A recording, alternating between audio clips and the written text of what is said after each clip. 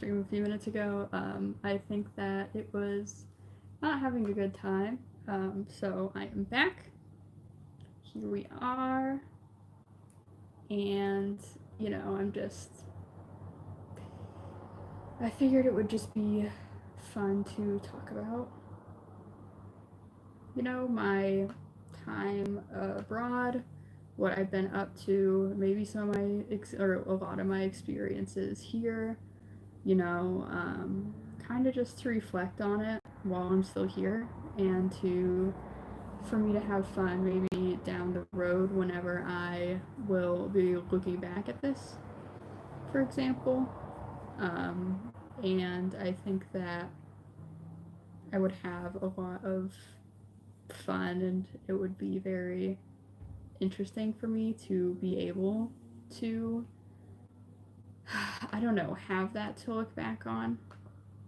Um, I think that it can be very easy to sort of forget how, I don't know, just kind of to forget how these experiences are. And sorry, I'm just wanting to make sure everything is set up properly for the stream. And I just think that I'm trying to. I think that a lot of people focus so much on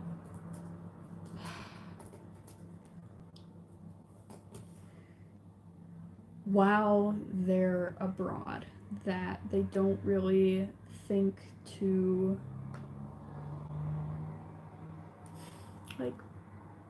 enjoy the moment. I think that sounds really strange. I don't know. I think that's definitely a hot take. But for me, I don't really take photos while I travel. I don't really do any of that. I just kind of hang out, do my thing, enjoy where I'm traveling. And, I'm not going to say that's the right way to travel, but it's how I do it. I enjoy it a lot. It lets me remember and reflect on my experiences while traveling a little better. I think that that's very helpful for me, and it makes me feel, I don't want to say more grateful for traveling, but more kind to myself for having taken the opportunity. Because I may not seem like it from how I bought a lot of yarn. That was, the nicest stuff I've ever bought.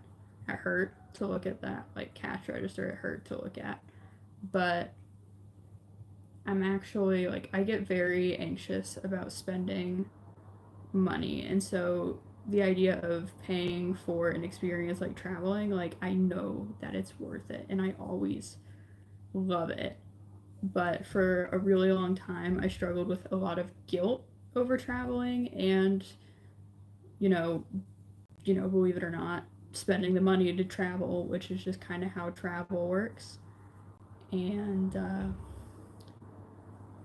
yeah, trying to focus more on the moment is kind of my goal for a lot of my travels now, and I think I've been doing a really good job on that while I've been abroad this time, because we're coming up on the end of month 2. It's been 2 months away from home, 1 month in Peru, 1 month in Spain. I am loving it, don't get me wrong, but it is just, it's a lot. You miss home, you miss the comforts, in Peru, the comforts of really wealthy countries like the United States. We couldn't drink the tap water there because it was gonna make us sick, and we had students who got sick from doing so. It really teaches you to be grateful in that sense, but also for me, I've met a lot of people, and that sounds so cliche, but my host dad in Peru, I've been debating getting an international calling plan before I figured out Wi-Fi calling, just to be able to talk to him every week or so. I haven't really called him since I got to Spain because of the time difference. It's really hard for me, just with how our schedule is set up here, to have the time to call when I know that he's awake normally. And the last thing I want to do is disturb his sleep schedule, So, yeah, no, he was amazing, so much so that I don't know if you guys have seen those dragon scale shawls I'm making. If you're if this isn't you watching it a long time down the road, I know you have, because I have been posting almost nonstop about my silly dragon scale things because I really love the pattern. It's so tactile and textured, and I really struggle to find patterns that scratch that itch for me. I'm finally getting over it, and like, I'm gonna show you guys. I'm doing waffle. You can't see it super well because of these colors. There it goes. But I'm doing waffle stitch right now, and um, I love it a lot. You can just kind of get your fingers caught in it, like in a good way. You can really just grip into it, and I like that in a pattern instead of it just being like really thin. Um, yeah, which I got into wool recently because I found out I wasn't allergic in Peru. And whenever I just had some stuff happen and just needed to go buy myself something nice, I got wool here in Spain for that reason. And yeah, no, I've loved it. I think that I've really enjoyed the like poofiness and like fluctuation in the smaller brand fibers. I think that I'm definitely going to be more of a yarn snob now. But also, breaking news of while I was in Spain, or not in Spain, Madrid for a few days, um, I actually got a spinning wheel back home that a friend picked up for me, and I'm really excited for that. I think that at the beginning, I'm definitely not going to spin like yarn from scratch, but what I think would be fun to do is to like put multiple yarns together. I think that it would be I think it would be a lot of fun to get like roving type stuff of different rovings, and then I could dye those, and then I could get like a black or a white or cream or something base almost thread that's already made and stable, because my biggest concern is I'm going to put yarn together and then it's going to fall apart, and I would be devastated if that happened while I was using it in a project. I don't think it would happen so much while weaving, but I really want to learn how to make crochet and knitting yarn reliably, because I have so many friends and family members that do it, that I'd love to be able to do that for gifts and whatnot for them. But obviously, I only really want to be doing that if I'm confident in my work. So definitely a ways to go before I get there. So just to kind of get in the hang of it and not really lose motivation, I thought it would be fun to do that. But yeah, to do that, to dye the roving, because my friend, we got back in contact and we're like making plans to do stuff together. But she has like a mini dye studio in her house, and I'm going to be investing in my own dyes and whatnot. And I think it would be really, really fun to dye some roving, which is like the poofy pre yarn, like the step before yarn, to where it's like poofy and almost like a log. And that's when you like take off bits of it a little bit at a time and spin it into fiber. But what if like I did color scheme changes, like almost like rave style, by having um, it have that main thread, and to then spin in color yarn, colored yarn, like almost like rainbow. Like maybe I could do almost like a pride collection type thing. I would love that. Um, I'm not like, I don't know. I hate when people try to like capitalize off LGBT products. Like, and if you're in the community, like that's fine. And I know I'm definitely one of those situations where, like, I'm a bi woman, but I'm straight passing for sure. But I assure you that I am not just like purely straight. It's just that, especially because I'm not 21 and can't go to like gay bars, which is like traditionally where you pick up those kinds of partners. Um, and so like my dating pool is pretty much entirely cis, like hetero. It just is very heteronormative, and I don't mind that because I met some amazing people. I think it's just interesting and important to note that like when you have bi women or men, or uh, not bi, or like pan, or I mean all that stuff, that you kind of also make sure to note that you don't gotta be in like a queer relationship to still have those identities. I just think that Anyway, so the reason I brought that up is because I am bi, so like I am part of the queer community, so I like the idea that I can make merchandise and have people be able to support a local artist instead of like buying from a corporation that does not care and does not stand by it. But I also like I don't know. But that's why I really wanted to make some like rainbow. You know, I have a list of all the flags. I'm still learning them. I always mix up the um, I think asexual and non-binary. I know there's just like a slight difference. And I really like rainbows anyway. Like it's just so fun because you get so many different colors to work with, and you can have a whole process with the gradient. And I just think that's really cool to be able to do. I don't get to do that with a lot of things in my life. I'm very STEM oriented, so it can be difficult to be able to get like expression and to really just have fun with it. So I really like working with rainbow. Trans colors are fun too, just from like my own personal color scheme type thing, I guess. And I'd like to be able to spin some yarn for those color schemes because like we have the big twist at Joann's, like the big twist anti-pill double knit weight something is what it's called, but they aren't like I like Joann's also because it's woman owned, but they aren't really open with it being pride. Like they have it named after like various words instead of just saying like trans yarn, stuff like that, which, you know, I also get why there's that because it doesn't. You can also just still enjoy the colors without making it centered about that, but it's very much centered about that, and I think it would be really nice to see them kind of stand by that. But I partially believe it's because they just don't want to be under fire. You know, while there's still people who aren't okay with human rights like that. Shopping and getting old lady supplies.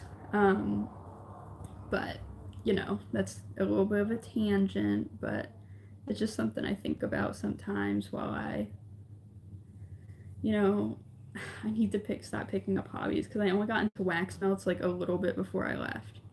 So those are new to me, but I don't think I'm going to give those up anytime soon. What's nice about that is that it takes 30 minutes, so like I have insomnia, and sometimes I will just be unable, like truly just unable to sleep, and it can be like hours or just like the entire night because, you know, like that's when it becomes insomnia becomes a problem. But I don't really like the idea of taking meds for it, not because I'm like anti-med. I think that they're really good if you can find the one that fits for you, but I'm just not at the point where I have other stuff going on, so I don't think it's just like a simple insomnia fix. And so I don't really think I'm in a position right now to like try and figure out that medical cocktail. So it's been interesting while I've been abroad, having roommates everywhere. Like all in Peru, I had 2 roommates, and I would say probably like a quarter of the nights I just would have this happen. And so, you know, I don't mind it. I don't whatever else. Like it wasn't ideal, obviously. But I think that it is also important to not let it get to you that it happens so much. Like it was a quarter of the nights, but I found ways to make it work. And I've had it a bit here in Spain. Like we were in Madrid. Like I slept less than an hour last night, but it's okay. I got to take a nap today, so that helps. I'm doing this, which I'm enjoying. I'm taking it easy pretty much until I get home. Like as far as I'm concerned, like this sounds very strange to say, but I'm very content with all I've done while I'm traveling. And at this point, I've gotten what I wanted out of Spain. And also, I see that there's 2 people in here. I know that, and I know at this point that you guys have got to be some of my in real life friends or longer term followers. So if you just want to say hi, you can be in the history books as having been the one to say hi in chat. And also just curious who it is, because I can see that you guys have been here for a minute, and I appreciate it. Um, you know how the algorithm is, and you know, it's not like I expect the whole world to see my videos. I never expect that. I always intend on being small, but it is nice when, I don't know, it's always nice to know that whenever you do put in effort into something like this, which I'm very casual, so it's not like hours of editing like a lot of channels do, but it's nice to be able to have people see that and enjoy it. And lots of people in my life do it to support me, and I know that a lot of them enjoy it, and I'm hoping they all do. But it's very nice to be able to have that kind of support from people I care about. Anyway, enough about the hi, who's in chat. But yeah, I like it sounds so silly, but I got yarn in Peru, I got yarn here. That was one of those silly like bucket list missions. And in terms of like physical exertion, I'm also just exhausted. Like we were on a bus for 5 hours yesterday, and it was hard. It was hard going to Madrid too. We do it by bus. It's just so much cheaper. Uh, but I loved it. And it was so nice to be able to see the countryside and stuff. But you know, 5 hours with just like one 30-minute break is rough. And just because of how my joints are with my disability, it can be like that 30-minute break may have made it worse. And just letting people know that I will be like just fidgeting on my computer for a little bit in like 10 minutes. Gonna sound super silly, but one of my little mobile games is having an event. And you can scramble in 30 seconds and get all the rewards instead of like sitting through the whole thing. So that's what I do. And it ends at the 45-minute mark. So I'm just gonna like hop on real quick, click the buttons, clicky clack, and get my free stuff and leave. But you know, it's silly, but it's also just stuff like that keep things calm for me, and I like that. But anyway, while I'm in Spain, I've had that silly bucket list for the yarn stores. And in terms of physical exertion, it has been hard. And like in Peru, oh my gosh, like my first week here was recovering from Peru and COVID, we figured out. And I'll say for sure that it was a recovery.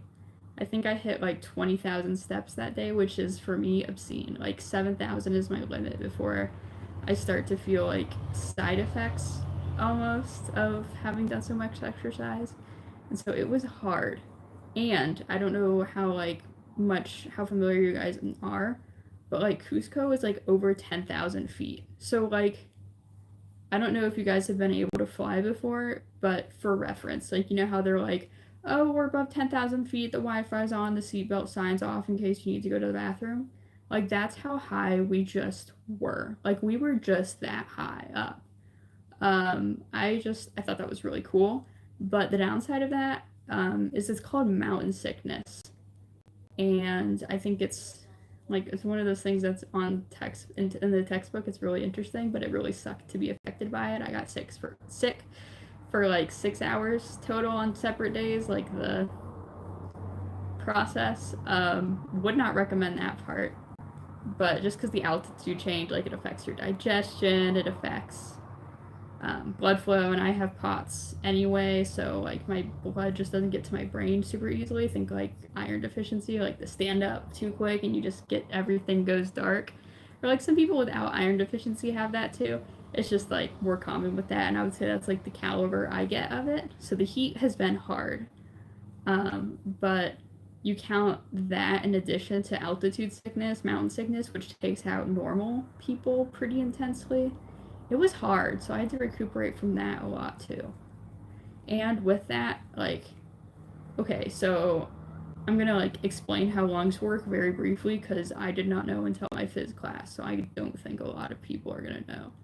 But how you actually breathe in and out is you expanding or decreasing the volume of like your lungs. So when you breathe in, it expands out. And I don't know if you guys have heard of the ideal gas law, but it basically says the bigger the space for pressure to stay the same, you need to have more mass, like more stuff go in, and so then more air comes in because we've increased that space, and that's like how we keep the same pressure, and or like yeah, it is the same pressure, but that's how we keep breathing, and that pressure being what it is what our bodies are adapted to in terms of controlling that movement to breathe. And in up in the mountains, the pressure is way, way, way different. And so that's what altitude sickness is for in terms of like shortness of breath, the blood flow to the brain, all that good stuff that is actually pretty important. And sucks when mountain sickness and altitude changes are like, by the way, what if we just like smacked that really hard and saw and like percussive maintenance, except it was never broken, they just wanted to hit it really hard. But there's a lot of physical recovery while I'm traveling, and I guess that's like one thing I'm still kind of like, I don't want to say like sour about, but I'm thinking about like while I'm here. Like I am thinking like, dang, it's gonna suck when I have to deal with these things over the next few days. It's just part of being here. Like I'm gonna be talking with the study abroad office tonight just because there's been some issues and I just want to make sure they're addressed. So I just think it's important to do that for like myself, for the program in general, just because I want other students to have a better experience in like those departments than I did.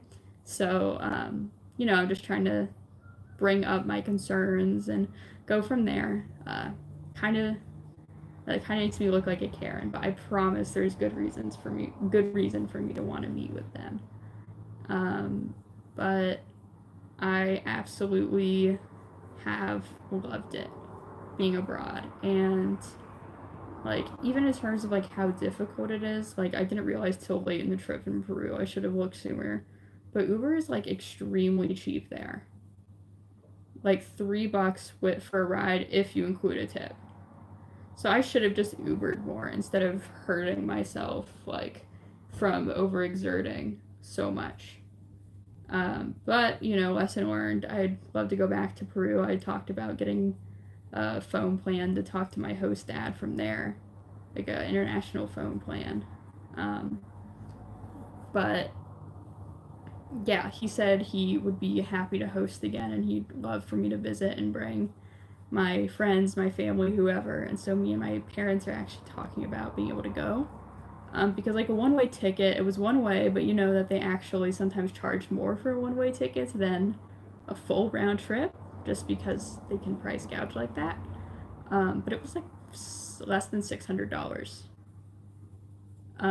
So that's actually really, that's a lot of money. I'm not going to pretend that that's not a lot of money, but like compared to going elsewhere. Like if I'm like, hey, I really want to travel before med school, because that's what I'm applying to. I'll find out either in September or March, depending on if I get into the early decision program or not, if I'm in. And I've decided that if I'm in, like I'll take out loans or whatever else. I want to travel more before I go to med school, because you're kind of just strapped down, and I think that just with how mentally and physically stressful med school is, that it is very helpful for me to have those kinds of options, I guess, to like not have to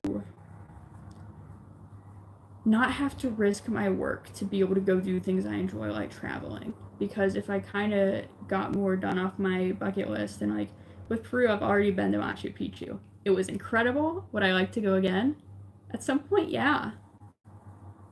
But I also accept that in terms of how physically difficult it is, it's hard. And I want to be able to, like, there's 3 different routes in there, and we picked the biggest, longest one. So if I go back, I might do one of the like baby routes, but I would want my family to be able to do like the big real one, because it's incredible to be able to be there and see that stuff. Is like, I don't know, I feel like that is the silliest way ever to be talking about a world wonder, but It is. So I really enjoyed that. But if I do go back to Peru, it would just be a different focus for me. And I think that that would make it a lot more accessible. But like, just ADA does not exist. Like, obviously, it's Americans with Disabilities Act, so of course it doesn't exist in not the USA. But like, disability accommodations in general just don't really just don't really exist there. And like, the infrastructure to support people with disabilities doesn't really exist there. And understanding of dietary restrictions doesn't really exist there. And so it was very difficult to navigate in that sense. But it also kind of gave me appreciation that, you know, I do feel like it should be a right, should society be able to afford it. But the should society be able to afford it? And the answer in Peru is no. No, not really. They have a lot of socio-political, economic issues, and like a lot of countries do. But for them, they're gonna have, whenever this president finishes her term, have had 6 presidents in 5 years, and most of them were out because of bribing, or in the earlier parts of their history because of like coups and stuff. So I'm just like, you know, gonna give them a little bit of the benefit of the doubt. And while I think it would benefit Peruvians to have that kind of stuff, the ramblings and wish for comforts of a visiting US person, shit, my voice does not matter compared to what Peruvians think. Like, my voice does not matter. I was just thinking, like, for my experience, personally, like with how I was navigating my issues while there. But I did still enjoy it a lot. Again, I wish I knew about Uber, like being so cheap ahead of time, because I'm used to it being like, I live 20 minutes driving from campus, so it can be a lot to be able to get like home, and that's like my frame of reference, and it's like $20, and I'm like, huh. I'm also in Missouri, so it's a lot cheaper there. Like, I know that in other parts of the country, it's much more expensive. And like, I fully admit that. Oh, this right here is my yarn. I got here in Oviedo, and you know, I've really loved it. I've really, really, really loved it here. And like, here being abroad, like Peru, Spain is much, much more accommodating, especially because there's such good public transportation. Like, I can get help effectively instead of having to do like a 20-minute walk, which do I sometimes do the 20-minute walk or longer walks? Yes. But it's like, a lot of people who use wheelchairs in public don't use them at home. It's this idea of being in a situation where you have control and resources.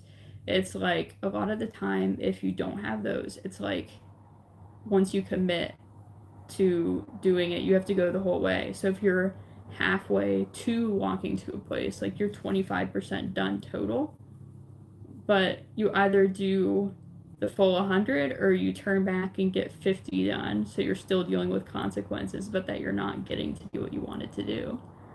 And it sucks because that happens a fair amount, and I am sad that it does, because, you know, obviously not a good thing, but it is part of what happens, and I just think it's important to be aware.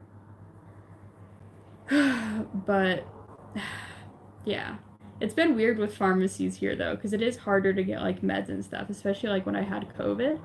It was really difficult to get a lot of what I needed, just because of how, like, they don't have everything at Walmart like we have, for example. Like, you have to manually you have to get to the pharmacy itself, and everything in Europe is closed on Sundays. And, you know, good on them. I'm very much a fan of the idea of being able to have time off, believe it or not. I think that it sucks when people are like working 80-hour weeks at Walmart or whatever else here. Like, okay, not here. In the US, So I like the idea, but also it really sucks not being able to like get medicine on a Sunday. That really sucked because it was over the weekend where I felt really, really bad from COVID. So it was like I would have been extremely grateful to have had more options in terms of like over-the-counter medications. Goodness knows I can't afford to like go to the doctor. But it's okay. It's not easy, but you know, live and learn, I guess. And I don't know. It's very strange to try and explain, I guess. It's very strange to be in a situation where I don't know, where I don't really have, and I'm gonna, oh, okay, so it looks like it actually disconnected, so you guys did not hear what I've been saying, so that's fun. But yeah, I'm back now. I'm gonna fix that, but that was unfortunate. But I don't know, I'm trying to think about how, I don't know. It's very difficult to figure out how to talk about, you know, certain feeling certain things about the trip, like wanting to go home. But I think that it's important to acknowledge that those feelings are real and that they're there. And I think that even as I'm looking back on this trip, months or possibly even years down the road, that I am going to be aware of how this happened, how this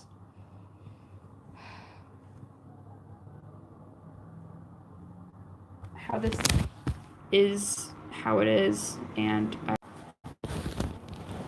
I do love how it is here, but it is also very difficult sometimes to manage those feelings because I am grateful to be here, but it is also so hard to be away from home. So I mean, I guess that's just really a big part of how I'm feeling during my last few days here. I feel like homesickness is pretty understandable considering I've been away from home for goodness 2 months now. It can be hard. It can be really hard. It is really hard. I had a friend pass away, unfortunately, while I've been here. I grew up with him, so that's definitely been part of why I feel the way I do, I think. It can be very difficult to manage those feelings while being away from home and being away from supports and being away from this, that, and the other thing that are important to how someone has been able to function independently. I think that it is I think that stuff is important and everybody knows it's important, but I think that it is also very critical to like really acknowledge and really feel that way and to really want to feel that way. I feel it's one of those things that if there's a will, there's a way, and if you really want to do it, you will generally find a way to do it. You know, it's not always the case. I'm not gonna always like situations where it is victim blaming do that, but there's that. It was very strange to be in Peru during Pride Month because Peru, like, gay marriage is still illegal, unfortunately. And so things like that it was just strange to not see parades and colors. And well, I did for a week. So actually, Cusco, like the old city of the old capital of the Incan Empire, they have a flag that is rainbow basically, but with between I think like the green and the blue, it's this like stone blue. It may be green, blue, and stone blue, but bottom line is it's the rainbow but with 7 colors. So a bunch of people have thought that like Peru, or not Peru, but like Cusco was like the gay pride flag. Like it was such a predicament for them. I don't really appreciate like why they were so worried about it. But anyway, they like added a whole golden symbol at the beginning to make sure that people wouldn't just think it was rainbow, that they knew it was Cusco specifically. I just thought that was really, really funny. They're shoving it down our throats. But no, I had a good chuckle of that, especially while I'm working on a lot of my Pride commissions and stuff for selling at Pride Fest in the fall. So like I have the drip. Like I have all the rainbow stuff. I'm working on a rainbow project during this lecture, during all of the stuff I do basically, and it's just like I'm very very supportive of that kind of expression. And like while it makes me sad that other people aren't, like sometimes all you can do is just laugh at how absurd, like absolutely absurd it is to have these kinds of predicaments and issues with things, and to just be that much of a little pansy. Like they like to try, a lot of people like to, you know, like find insults for people in the community and like the queer community when they get upset about things, but really like the people who get upset by the queer community are like the quote like snowballs, I guess. It's weird to go on this kind of rant, but it is something I'm passionate about, and I feel like if you watch my channel, especially considering so much of my stuff is Pride centered, you probably feel the same way. So I don't know, I just think that's really, I don't know. I think it's very interesting and important to talk about these things when there are everyday examples that make you think of it. Again, this isn't like related to the whole final days in Europe thing, but it really, I was talking with my dad, I think it was sometime last year. He was like, he had seen a lot of Pride stuff, and he's a huge supporter of Pride. Like, I grew up with my parents going to the gay bar because they had the best karaoke in town, and because they knew everybody and were part of like the squad there, you know. But my dad was like, geez, there's so much Pride stuff. Like, I think in his mind it was like, it would be nice to see other kinds of like events going on, I think. Because he's like, he's helped me set up at Pride Fest when I've ended there last year. He's been absolutely incredible with supporting my small business, and with supporting me as an individual, and with supporting, you know, groups. Like he was on, you know, like, and I think he wasn't just like, he served on a lot of diversity committees, and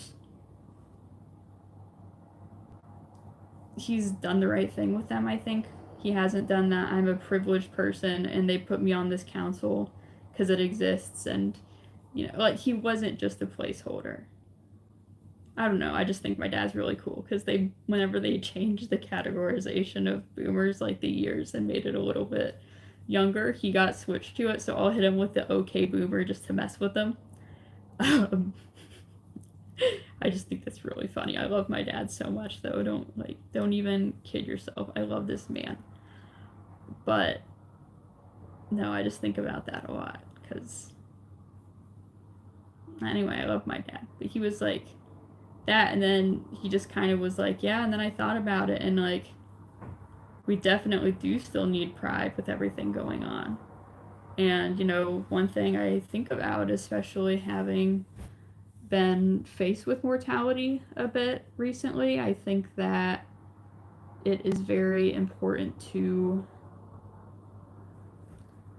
I don't know, like, really empathize with what it means to risk and to lose lives. And it's horrific to think about, but I will need to be cautious while I am vending at Pride Fest. Like, the idea of knowing that I will need to duck and hide if something goes wrong has been something on my mind, and it disgusts me. I don't know, like, my final days traveling, and I'm equal parts grateful for the US and how much better it is than Peru, for example. And, I don't really know, like, the political stance of Spain, of, like, the political stance that Spain has on it. And I think that I'm going to get a drink of water real quick and kind of gather my thoughts.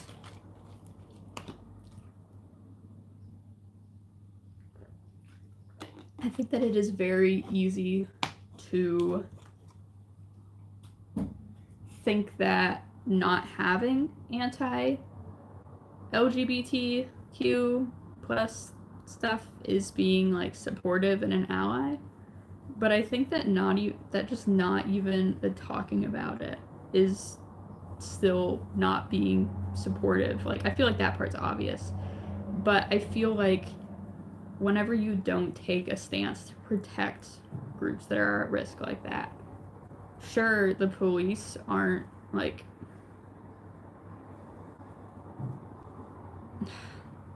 there's other groups where, I don't know, there's so many direct abuses of power and government funding and just bad decisions by the government and by individuals that show in our news with stories of police officers and things like that.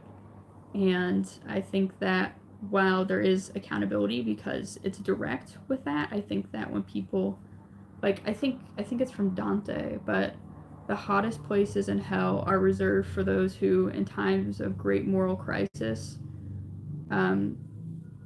maintain neutrality, or something like that. I can't remember the tail end. But, I just think that is important, and I get this sensation, I get the feeling that is how it is in Spain. Oh.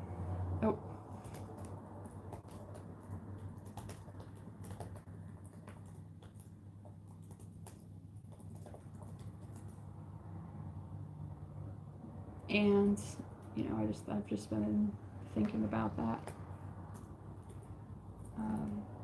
I don't know. Sorry, I just need to send a message here. Okay, there we go. But I just try to be very conscientious of that kind of thing. Because I think that silence isn't a good thing. Silence is... Oh. Let me...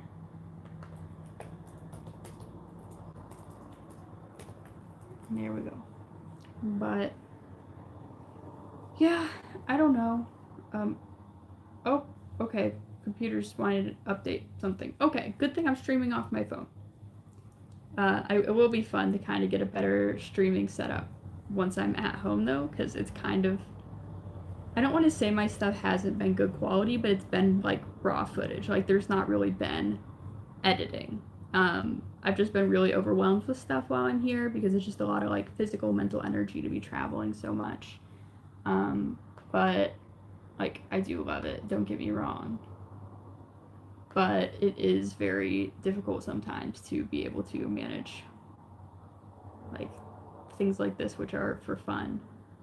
And because I'm passionate with things that are very much like work. It's like the work-life balance thing, and sometimes I have to kind of like cut corners on certain things, and I can't do that with my med school application. But that's why I haven't really been sitting down and editing stuff, and kind of why I've been just like streaming and being more direct. And I talked about this, and I think it was a stream I did the day before yesterday, so Saturday. But I really like made this channel because I just wanted to be genuine. Like there's so many well edited, pretty crochet, fiber art in general, or like pretty much any kind of channel is the ones that do well. And that I think there's a lot that are very raw, very genuine that do well, but the ones that I always have show up in my feed are very edited, pretty, and don't get me wrong, I love them. But sometimes, like whenever you're seeing crochet tips and tricks and it's all like 80 to 100% overlap, I think that it really adds some dimension to hear why people do things a certain way instead of just, I recommend you do this.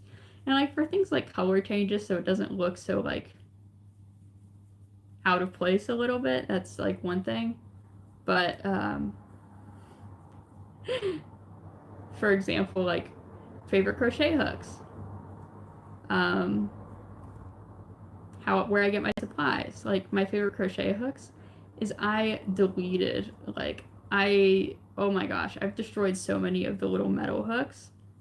And the clover hooks, I always joke that they're just expensive enough to where I don't accidentally sit on them because I'm always keeping an eye out to avoid it, which I should have been more careful with the original ones, but I was also like younger when this was a thing because like since I found out I had health issues, I will try and be better about getting clothing or other things that kind of like accommodates that better. So like I used to wear compression gloves a lot while I was crocheting, and I might start doing that again as I'm beginning to do it more and more.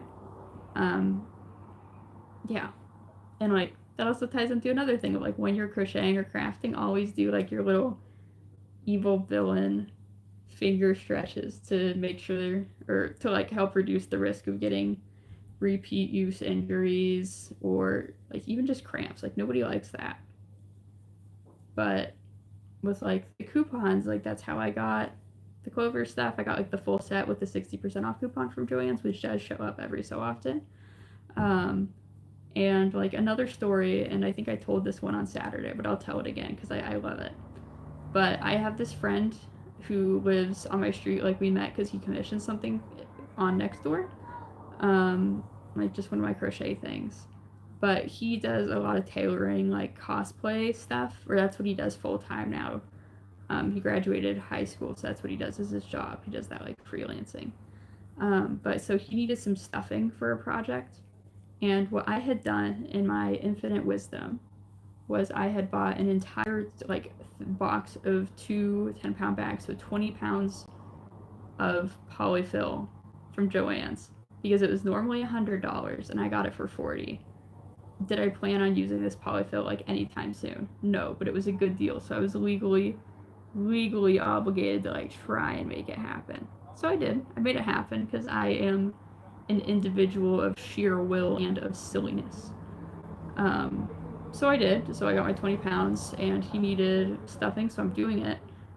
Did not remember it was Christmas Eve, and so I have this 10-pound bag of polyfill over my shoulder, and I'm like, I'm 100% Santa to someone right now. I just thought it was really funny to have that as a coincidence. Again, it's not like the funniest story ever, but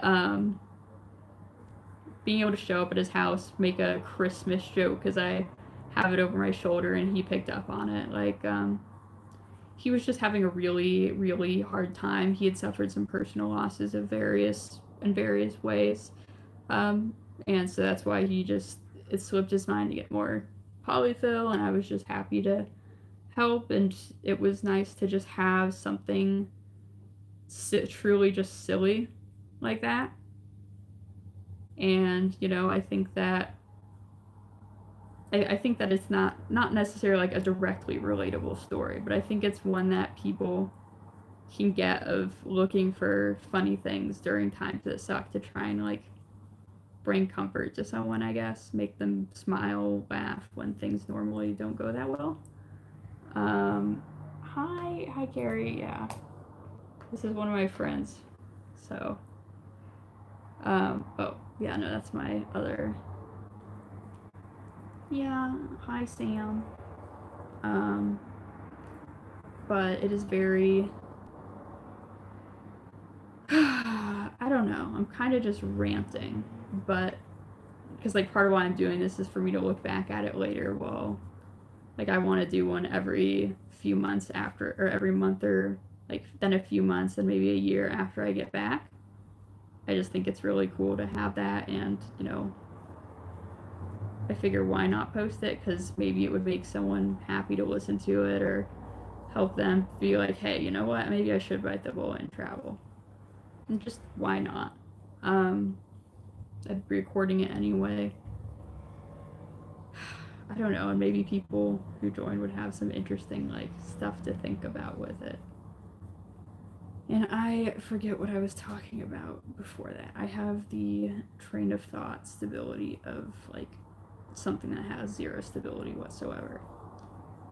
But yeah, I'm really liking the travel. Crochet's been really grounding.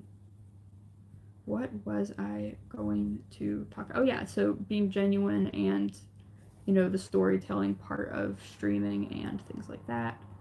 Of I think it's very interesting to like when I talk about the 60% off. Um, it really just it's fun to like know what people bought and what they recommend, and instead of having like the one thing they recommend or like a list, being able to like talk about it and why I get certain things, how I feel about them. I think when it's in the form of being someone telling a story, it's very different from being, I don't want to say like just another suggestion video, but it feels very similar across videos. And I think that when you start to tell your own story in these kinds of videos, it can be a lot more impactful and seem a lot more reasonable and like correct, I guess is one way to put it, to people who don't know you or your situation or. And it also means that people who were kind of like on the cusp about doing it, if they think that, maybe they just aren't similar to you in whatever way it is that you would get that product, they can get something else. I just think it's like review shopping on Amazon for a lot of stuff I talk about. It's like everybody has their own journey with whatever craft they do, and like I've been doing crochet and like cat and mouse crochet. But one of the main things I wanted to do with this channel was teach people a specific kind of weaving. And honestly, I just want to keep it surviving. If people have to adapt it a little bit, like you can't change what weaving is because it's what weaving is.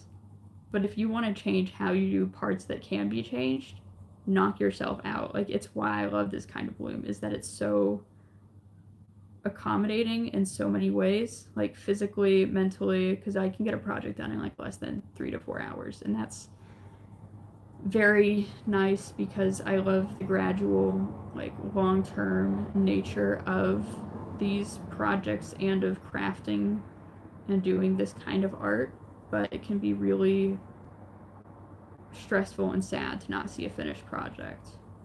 And I guess that is one thing that's been really difficult while traveling, is that just due to the nature of being a traveler, things are just impermanent.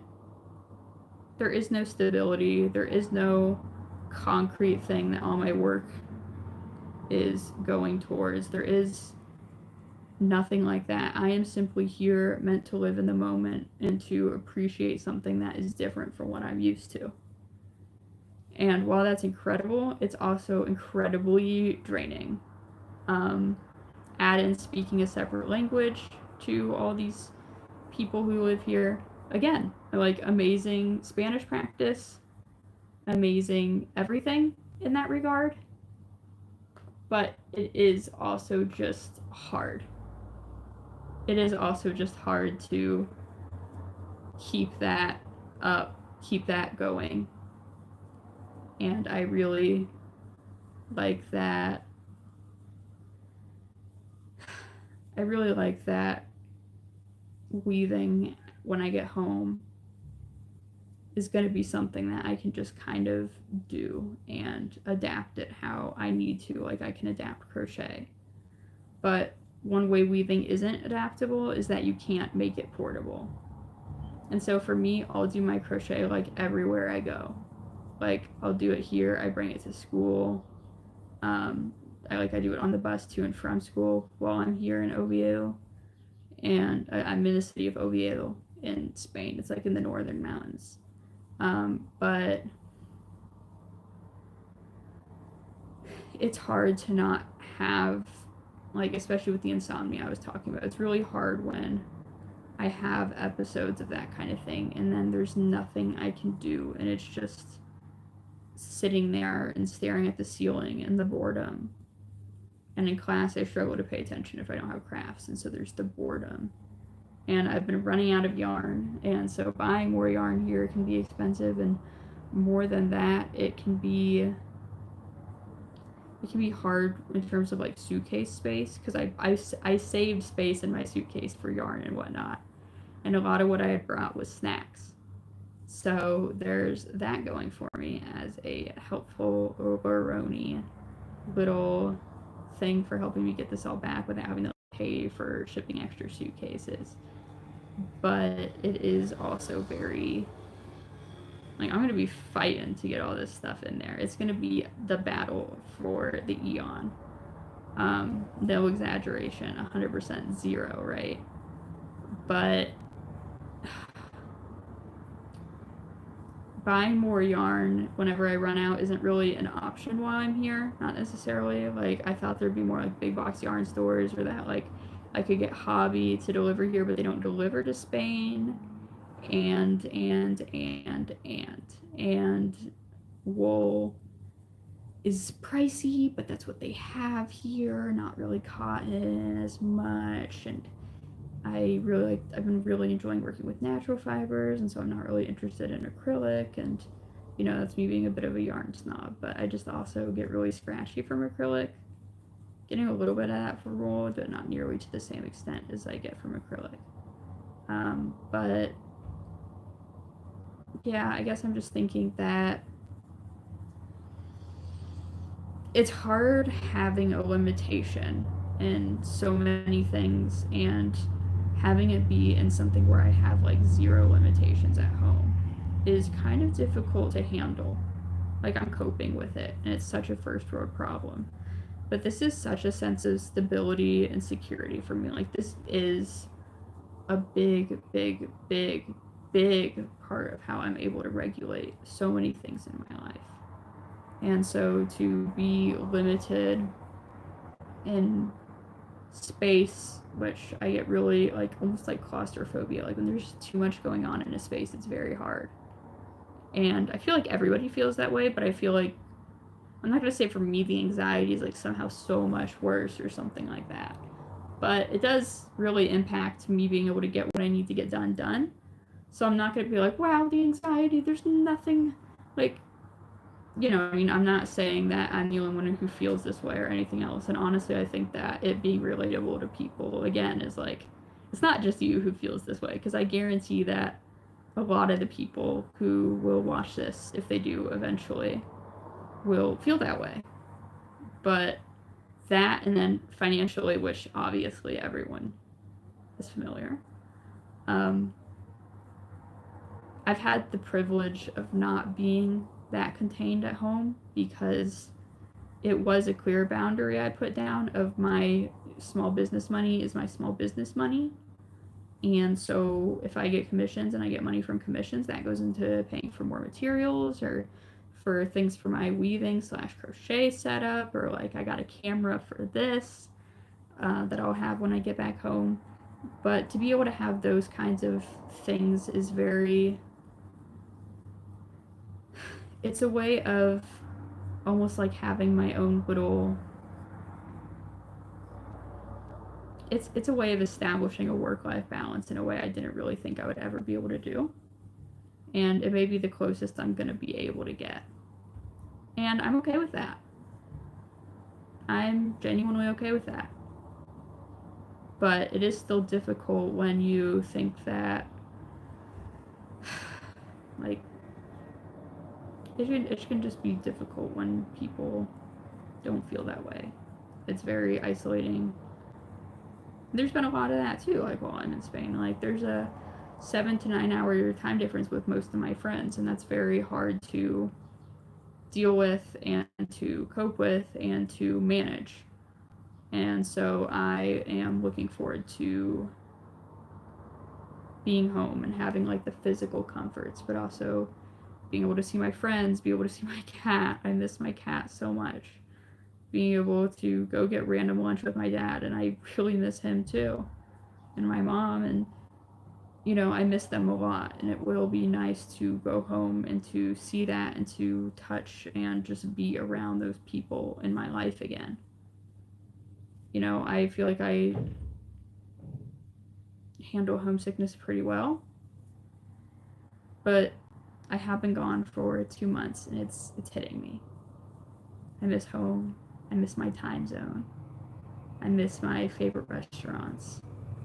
I miss my job. Actually, I like my job, and I like the income, because while I'm here, it's really like, it's like also like space, and like if I got commissions for orders for things I'm making while I'm here, like I'm doing that and like getting advertising for commissions, and I'm getting them, and it's great. But there is a limit to what I can do here. And so for me to enjoy doing things here, a lot of it does cost money. Like pretty much all of it costs money. And while I'm doing it and I'm okay and happy to have to work more when I get back to be able to pay off my card from it, yeah, like I'm 100% willing to do that. But it is nice when you're able to work hard, play hard, like that whole thing at the same time. I think that it's very nice to not have to have that sinking, I am behind, I spent money I don't have, I am in debt mindset is very different. It's very, I've been lucky to not have been in that situation in a way where like I risk credit card debt, and I don't think I will be from this. But it's the idea that that's a possibility, that like that's a thing that happens to people, and this is often how it starts. Scares me. So that is something I miss from home. And again, I really do like my jobs, and I'm not just saying that because one of them subscribed to my YouTube, and who knows if he ever will, but if I watch this eventually, we love you, my dude. You know who you are. But, I'm gonna miss a lot of things here, though, too. Like with my Peru host dad, not really in Spain, but like here being abroad. I'm gonna miss him. I do miss him. My host family in Spain, they're good. I don't really have the same connection with them like I did the other, like the Peruvian host dad. But like I want to keep visiting my Peruvian host dad. And I am grateful for it because going to Peru in that case is hardly more expensive than going to like a city in the States to go check it out. And considering I'll have a place to stay rent free, food, like all your money goes like 2 to 3 times as far there, which is huge. It makes it very easy to be able to afford to go and actually do things. And on top of that, like on top of all that, there's such a huge, like weaving and crochet are just part, like those are still professions that people like genuinely have there. And I think that that is incredible. I think that that is hard to have. I think that it is important to have. I think it's also important to note that like so much of it being undervalued is due to patriarchy. Like it being women's work they would do while taking care of the kids, so it was meant to be supplemental income, not something someone could live off of, and that's why we undervalue it. But it doesn't, it's nice to see it be a thing people do. Because in the States, I didn't really have people around me who would like hand make things. And so I never saw the satisfaction you get out of it until I just got really bored one day and tried it, because I heard knitting can be good for your mental health. And that's how I started all this. And then I took a break for a few years, got sick, got exposed to weaving while I was working with the art therapist. And here we are. But it wasn't always that way. And I wish that I did have someone who pointed out to me how that stuff works and goes and. But it's okay. Because I'm very grateful I get to do that for other people now. That's another reason I'm like doing the channel. I feel like a lot of people who watch my stuff are already crafters, but I do like plan on doing some streams or a series at some point that focus on my life as like a student. And crochet, like as I've either directly said or implied, is like crucial for my success as a student. And so I think that being able to have that kind of forum or discussion or even just like a lecture to people who are in a similar boat to me would be really helpful while I thank you, would be very helpful while I don't know, I kind of lost my train of thought. I'm very scatterbrained today. I didn't really sleep last night very well, or the night before, so, but yeah, I completely lost where I was. I'm just gonna take a minute and kind of gather my thoughts and drink some water. My throat is so dry and that's definitely not helping.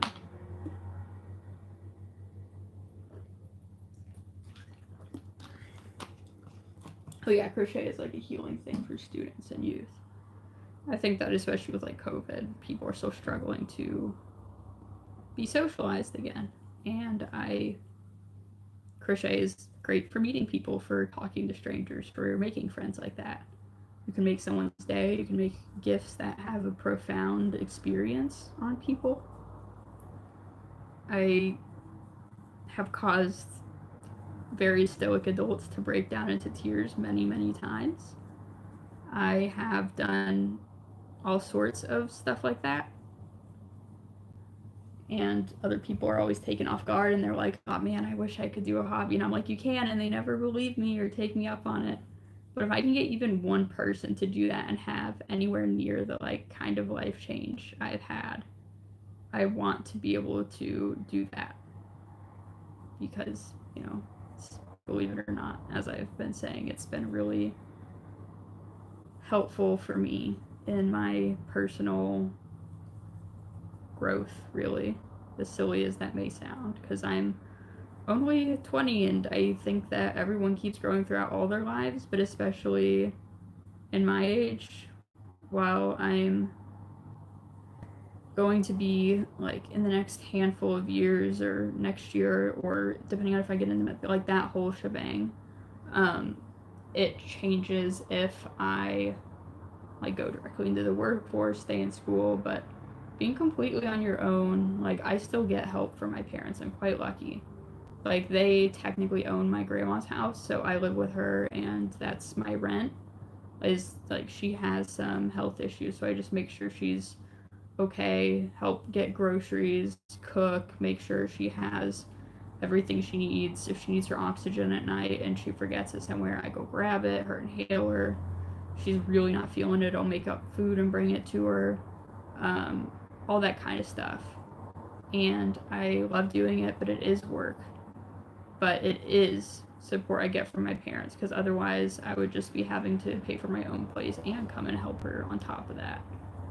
I think it's like a pretty fair deal, all things considered, but I'm not going to pretend like there isn't significant assistance coming from my parents inherently from that. But my schedule is still pretty chaotic. I'm pretty much only going to be able to stream on weekends, I think. But I also think that's when the most people are on, so I'm not super worried in that regard. But, you know, it's... it can be hard, like, doing so much as a student. And so while I've been abroad, it's been, like, the closest thing I've had to a vacation. literally since winter break freshman year, which is over 2 years ago. Like up until, like for over 2.25 years ago, like since then, I have not had a single day really where I didn't have, like up until right before I left, where I didn't have MCAT prep or at least like one class going on. And I mean literally every single day. Like it is brutal, it is hard, it is very draining to be under that kind of constant stress for so long. And so not only is me being abroad kind of, you know, counting for that and for changing that, but it's also counting for how I learn to cope with that mental shift. I just think that's a really interesting part about it, because I feel like for a lot of people, like they get the vacations, have their shoulders go down type relaxation while they go and travel.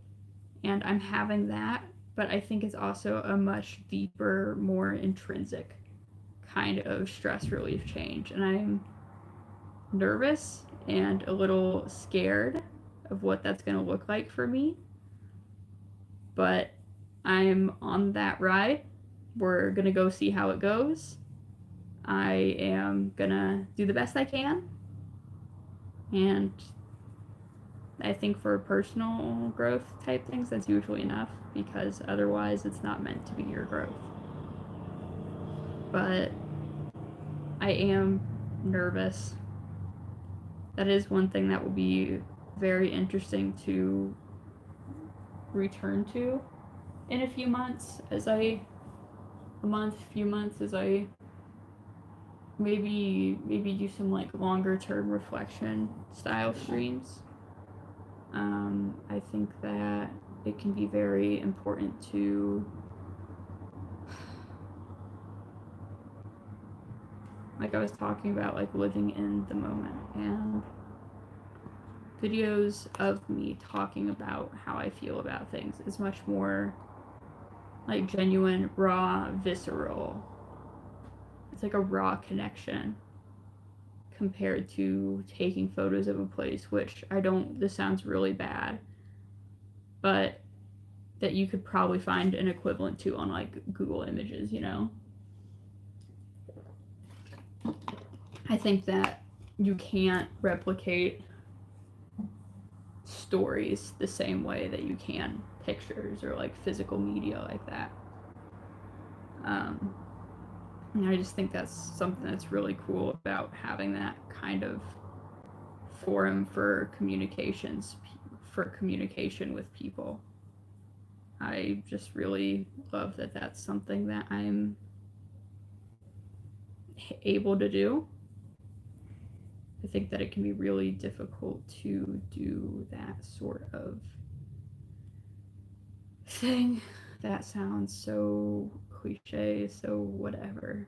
But I think that genuine connections are really hard for people. And, you know, that's one reason I really loved Peru, is because people were very genuine. You would get hugs, you would get stuff like that. Like, touch starvation is real, and I see it so much in the US, and it just did not seem to exist nearly in the same capacity in Peru. And of course, I only saw part of it. I haven't seen so many communities, like, so much of the population is in Lima, but it's not like I met every Peruvian. It's not even like I met that many, you know? But I think that I'm hoping, my impression is that it's so much less commonplace than it is in the US. And Spain is very similar to the US. And like, I haven't fact checked this yet, but my instructor for the study abroad said is that Spain has the lowest birth rate in Europe. Like, I'll double check it real quick, just because I don't want to be saying that it's wrong. Lowest birth rate Europe. Malta, Spain. Second lowest is Italy. So it's like, wait, Malta? Where's Malta?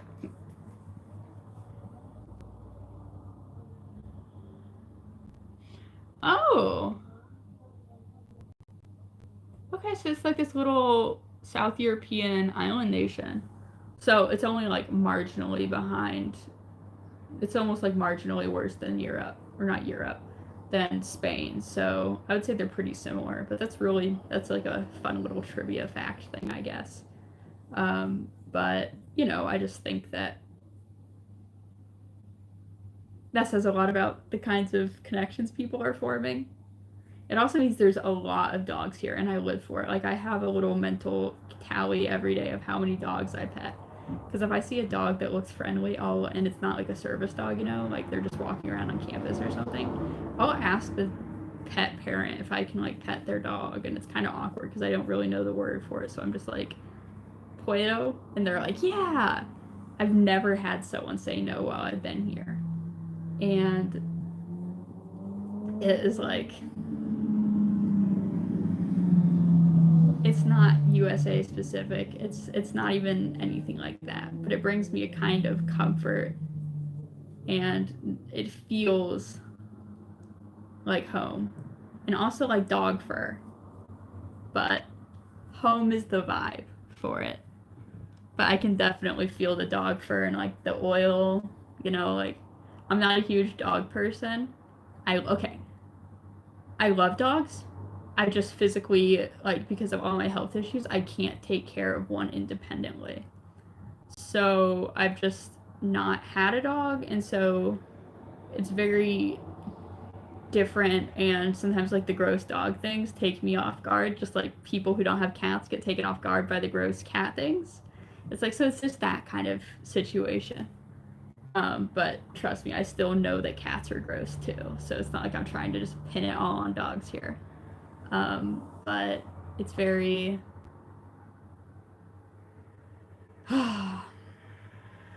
it's very interesting to see, like, what kinds of things really come and make me think about home, and which ones make me think nostalgically with love, and which ones make me just want to go home. Like, the food here is great, and I'm gonna miss it. But at the same time, oh my gosh, I want my crappy, like, Wendy's biggie bag. Like, I want my sustenance. And I miss that. It's not like I would go home just for a Whopper, or not for a Whopper, I don't go to Burger King, but just for a biggie bag. And so I'm not. But, when I leave on Friday, I will be keeping an eye out for it at, like, the JFK airport that I'm flying into. I am curious if I'll be streaming while I'm there, because I actually have a, like, 10-hour overnight layover, and maybe I'll be like, that could be fun. I could do a, like, reflection over, like, now that it's over, and now that I know, like, where I stand in terms of, like, what I first impression got out of the trip, because, like, I'm having it now, but also, like, I'm waiting to see how the next few days go. Like, like, I'm intrigued, I feel involved, and once that feeling of, like, this is, sorry, I have long COVID, so it's kind of hard to catch my breath, since these feelings are, it's just a major cause for, like, a shift in feelings on events. That sounds so silly.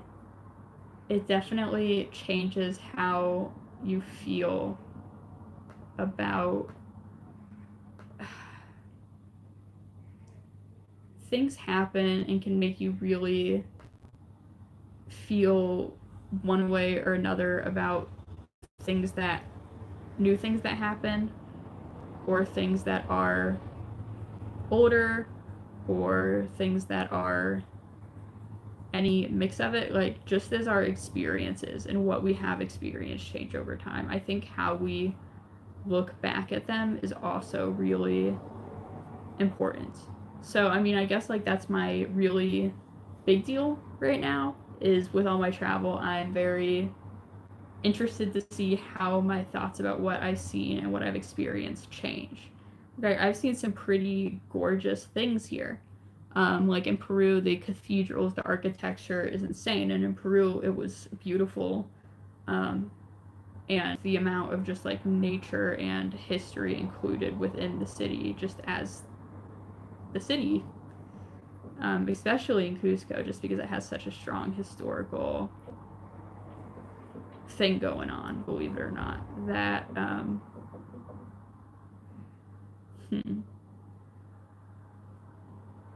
But in Peru, what we did is we talked a lot about colonialism.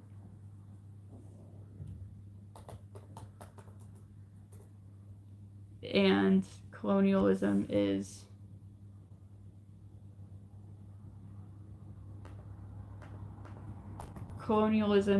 very.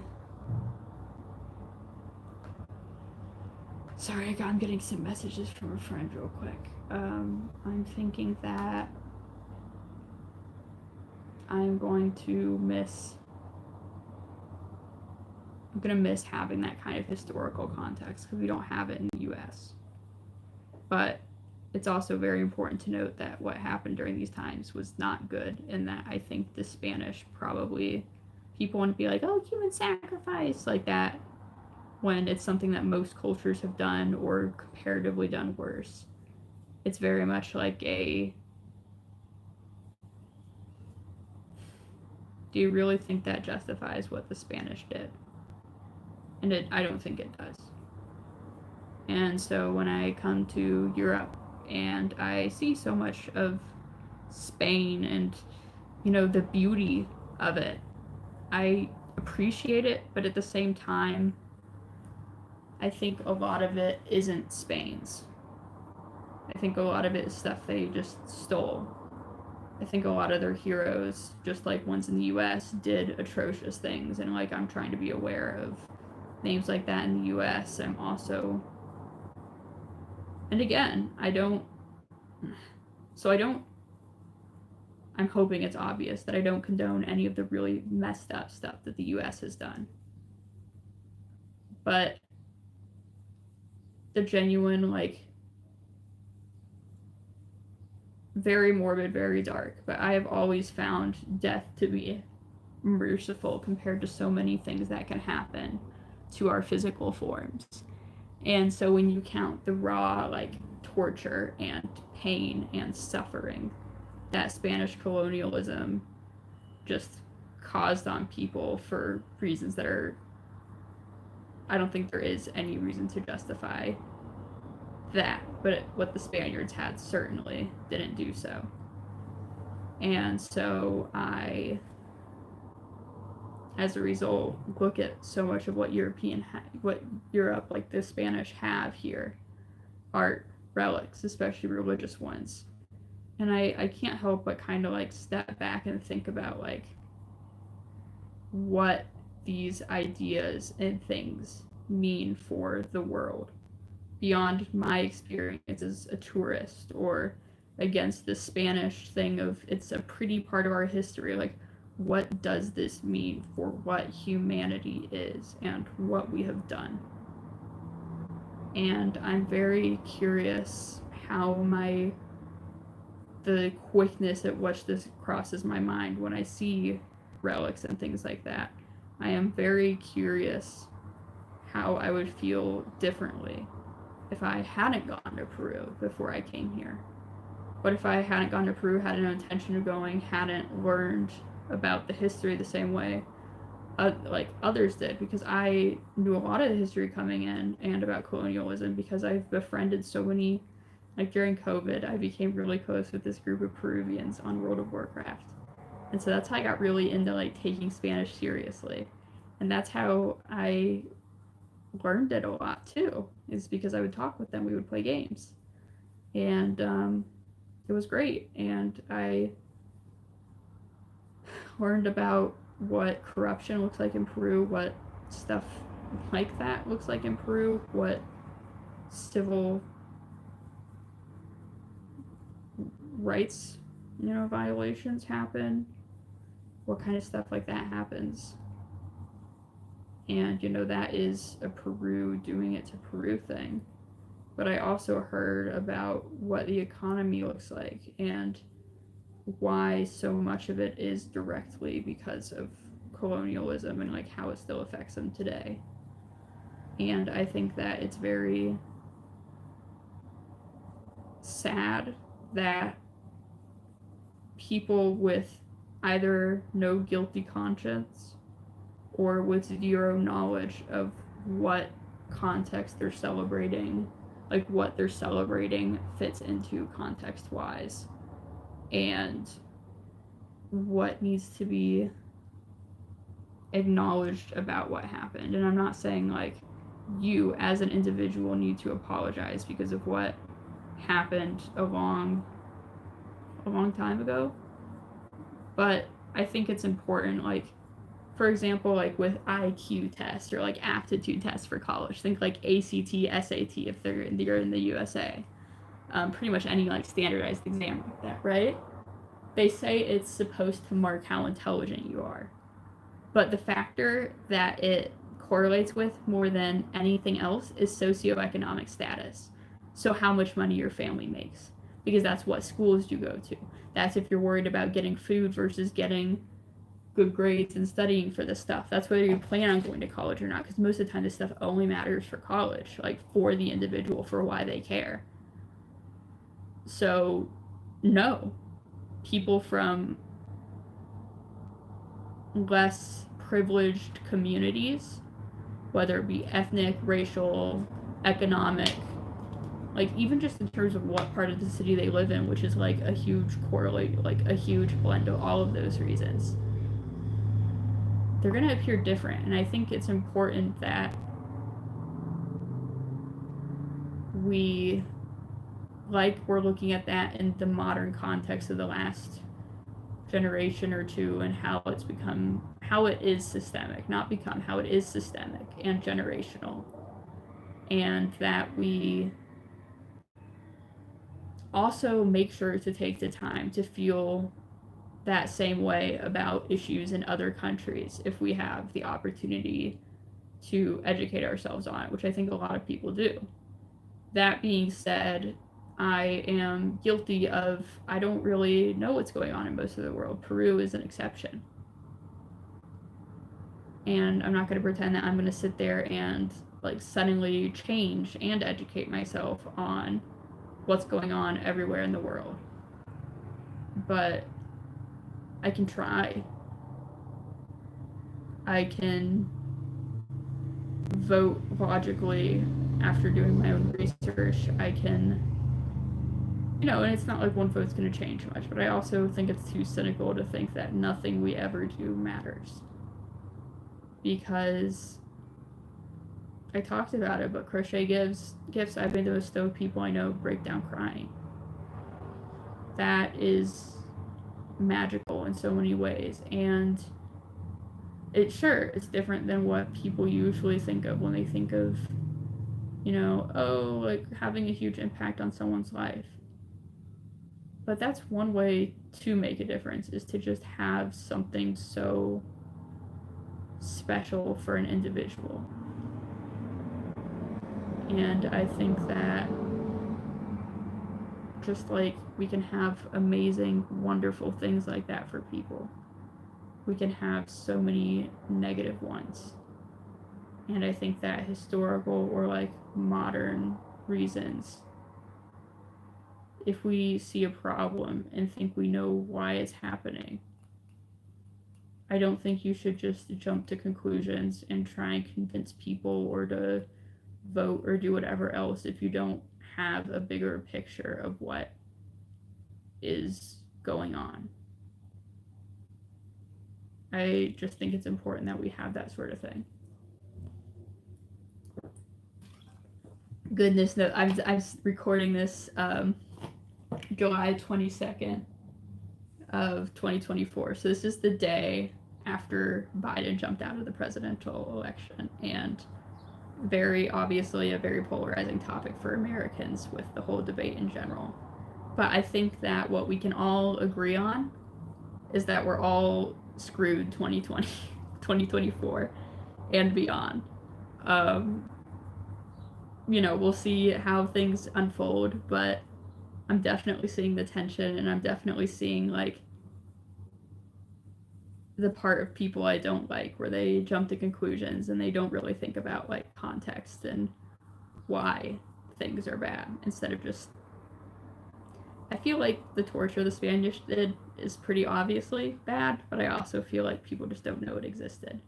Like the horror on some of my classmates' faces when our culture class in Peru was talking about it was insane. Like we did it for a whole day. We talked about it because it was important to make that point. But yeah, they were just like, they had no idea, a lot of them, and it was eye-opening. It was really important, I think, for me to see and to realize that, because it's like another example that I will always bring up sometimes someone start talking about Hawaii is like how exploitative the US is.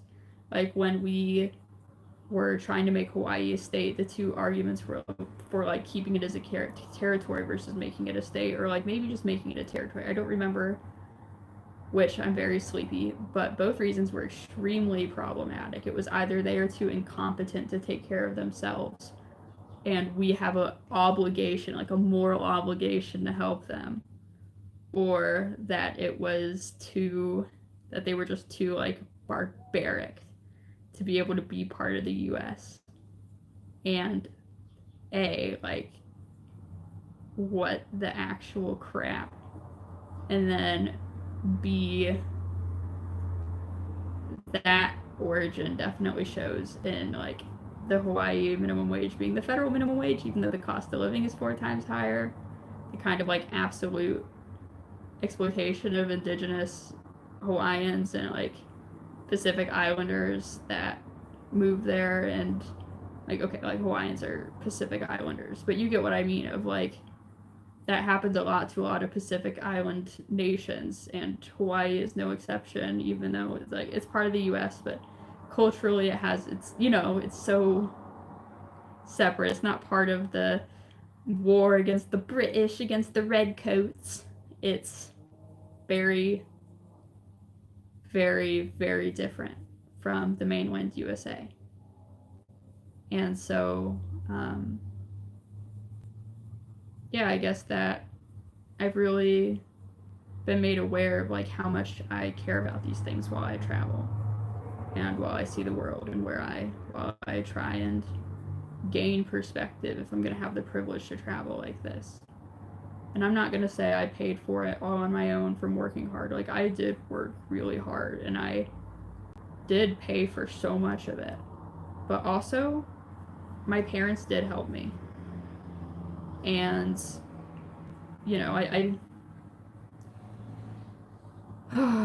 there's no way to not be privileged in this situation because I simply am privileged. But I think what I can do to make use of that privilege and, not necessarily make it fair that I got it and other people didn't, but to do the best I can with it, to try and take advantage of it in a way that will let me help other people in the long run, or things like that, if that kind of makes sense.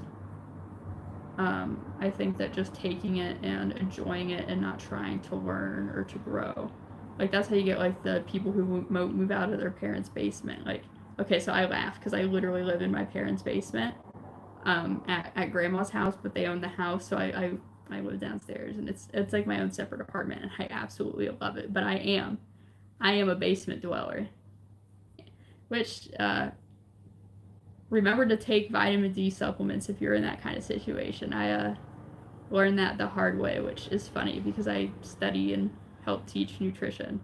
So for me to be having such a silly goose predicament is, well, Your Honor, I plead silly goose. But, yeah, honestly, I'm probably done blabbering now. Like, I think I've said everything I wanted to say, and probably a bunch more stuff too. But, like maybe someone might find this interesting. I may once I start to get more like viewers and whatnot, because I've had growth. I'll keep having growth as I stream more, and I'll put out like a vote or something, and people can like I'll see if they've been interested. But it may be fun to do like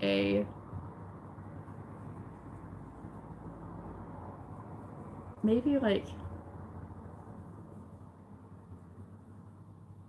I don't know, maybe like a rewatching this together as like, maybe like I'm gonna go back to Peru, here's like, let's recap over it, but maybe with like all the videos where I talk about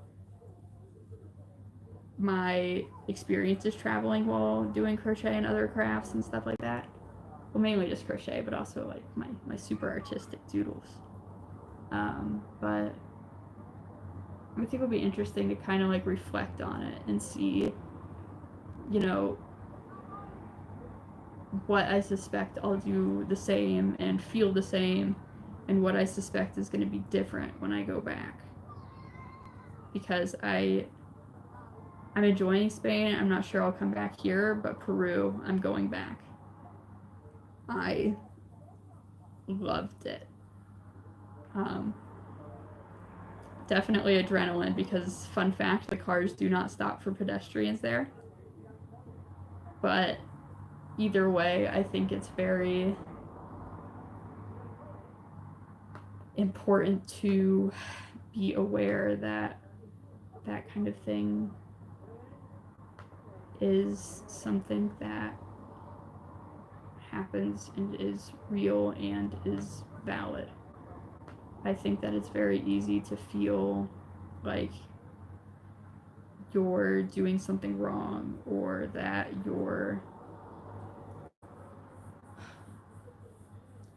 I think it's important to learn from what you do and what mistakes you make and all that good stuff.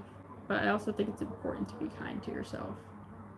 And so that's kind of my goal, like going forward, as I reflect and possibly reflect on my reflections as I plan on going back, is to kind of see how my feelings on these kinds of things change, and how I really, like, I know next time it's going to be like a whole endeavor to figure out how I want to pack my yarns and whatnot and make sure I have enough, because I suspect if I go to Peru again, which I want to, but if I do it next summer, like I'm hypothetically planning, I would want to bring a lot more yarn for a lot more commissions, or like to like, I'm in contact with the local yarn store I bought from, but I could have her set aside yarns for me and like take commissions effectively on like what they would want, because baby alpaca is available in Peru. Like that's where alpaca generally is imported from. Like